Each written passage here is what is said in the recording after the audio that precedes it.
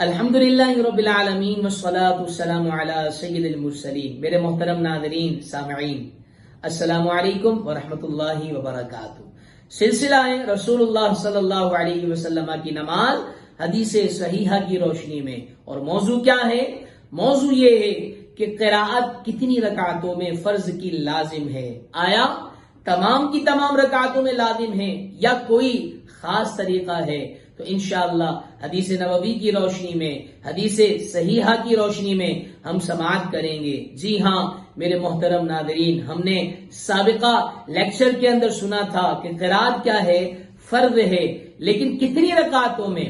یاد رکھیں، قرآن کی روح سے مطلق قرات کیا ہے؟ فرض ہے، اور فرض نمازوں کے اندر قرات قرآن یہ کیا ہے؟ فردیت کا مرتبہ رکھتی ہے، لیکن کتنی رکعتوں میں؟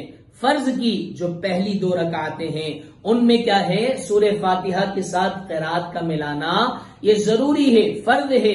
اور کتنا ملایا جائے گا یہ بھی ہم نے سماعت کیا تھا کہ 1 آیت جو کہ بڑی ہو یا چھوٹی 3 آیت جو 1 آیت کی مقدار کے برابر ہو، اس کا پڑھنا کیا ہے؟ فرض ہے۔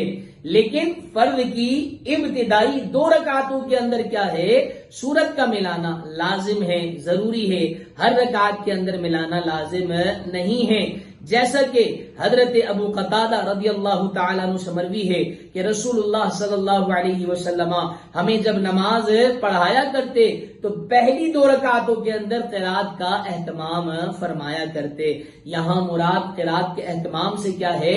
فردیت والی قرات جو فقرؤ ما تیسر من القرآن، اور رہی سورہ فاتحہ کے حوالے سے تو وہ ہر رکعت کے اندر پڑھنا کیا ہے؟